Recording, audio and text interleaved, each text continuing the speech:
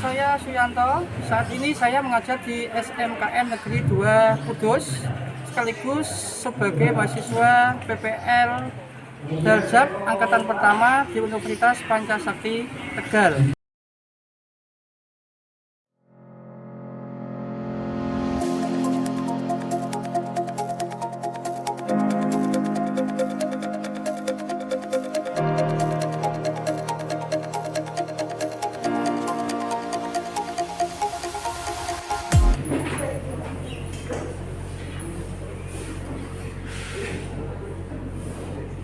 Assalamualaikum warahmatullahi wabarakatuh. Waalaikumsalam warahmatullahi wabarakatuh. Silakan duduk. Selamat pagi anak-anak. Pagi. Gimana kabarnya pada pagi ini? Baik. Alhamdulillah. Marilah kita berdoa sesuai dengan keyakinannya masing-masing. Ya, silahkan dipimpin berdoanya. Nah, kemarin siapa jatahnya? Nah, silakan Rama untuk memimpin doa. Doa mulai. Bismillahirrahmanirrahim. Nah, selanjutnya yaitu dalam rangka untuk meningkatkan rasa nasionalisme kita kepada bangsa dan negara, marilah kita menyanyikan lagu kebangsaan. Di sanalah aku berdiri, sepandu ibu. Indonesia kebangsaanku. Amisya sama Adjada, Ananda Dista, Amelia Prawesturi. Baiklah, kita mulai pembelajarannya. Namun seperti biasa, sebelum kita mulai pembelajarannya, minggu yang lalu kan Bapak sudah menerangkan mengenai materi norma hukum yang ada dalam kehidupan berbangsa dan bernegara. Ya apa enggak? Ya. Nah, coba saya tanya, kira-kira masih ingat apa enggak? Coba sebutkan 4 macam norma yang ada dalam kehidupan berbangsa dan bernegara. Nah, silakan tunjuk jari yang bisa. Silakan, Mbak Serani Sekiana, tolong berdiri.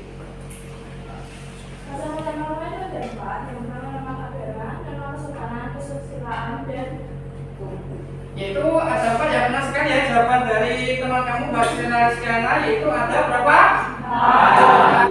Nah, saya rasa untuk materi minggu yang lalu yang sudah saya ajarkan sudah paham semua ya. Nah, ini nanti saya tampilkan ataupun tujuannya.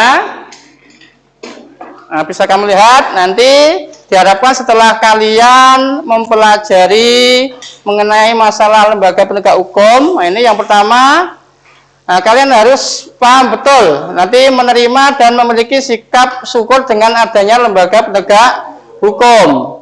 Yang kedua, penilaian yang digunakan ini ada 3 ya. Nah, yang pertama bisa kalian lihat ada penilaian sikap. Nah, berarti nanti selama pembelajaran atau selama nanti diskusi, nah ini juga dinilai.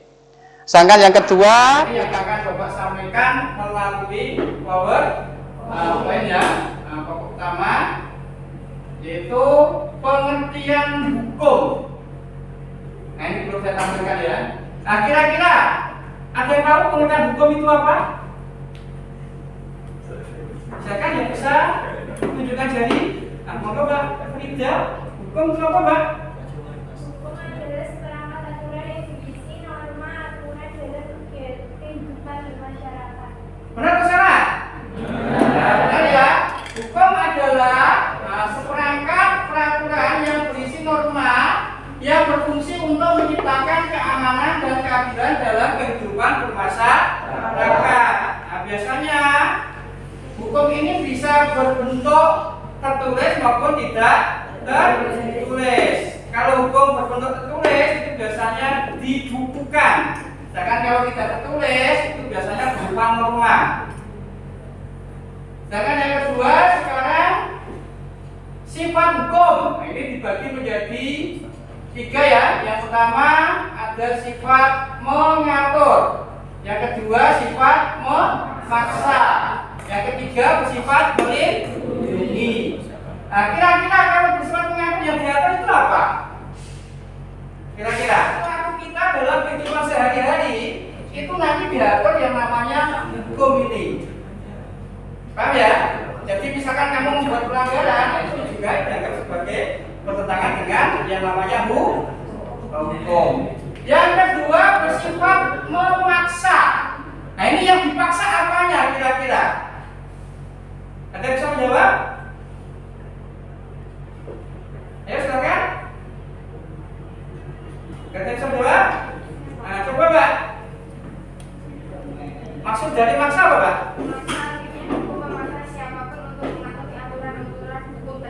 Nah, maksudnya yaitu hukum itu memaksa siapapun, baik itu orang miskin, orang kaya, atau orang yang mempunyai jabatan, itu harus patuh kepada yang namanya hukum. Itu namanya hukum memaksa.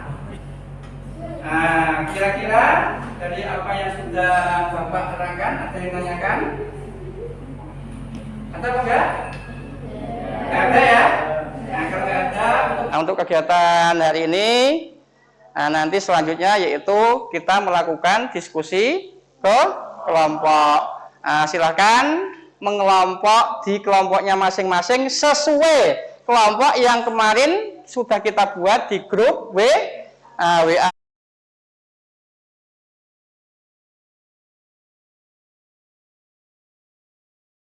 Sudah ya? Nah, sudah. Kalau sudah, ini Bapak akan menampilkan. Nah, ini gambar.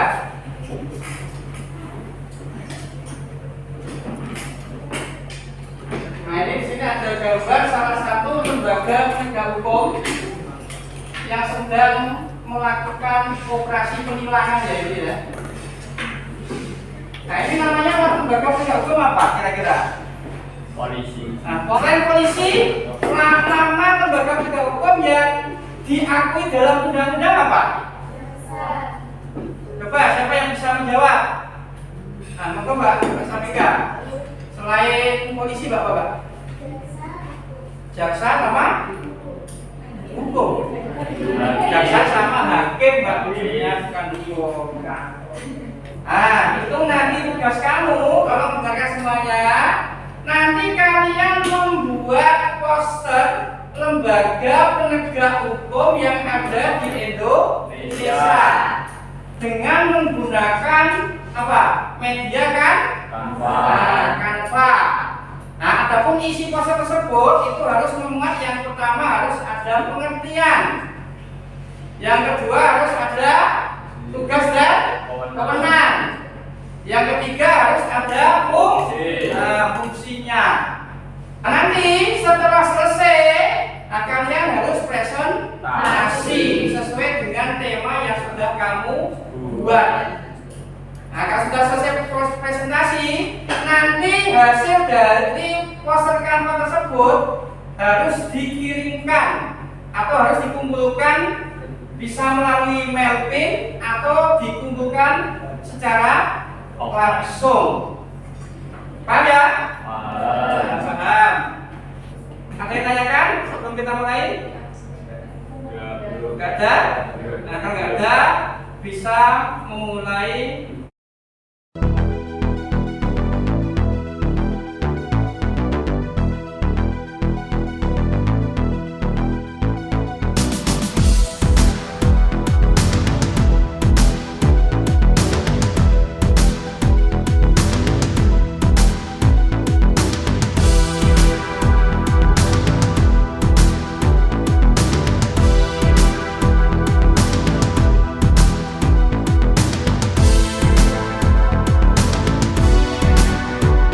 Ayo silakan, saya tawarkan dulu. Yang mau maju dulu. Katanya sudah selesai, disuruh maju nggak berani. Udah ya? Nah, silakan kelompok 5. maju ke depan untuk presentasi. Temanya apa tadi? KPK. Monggo.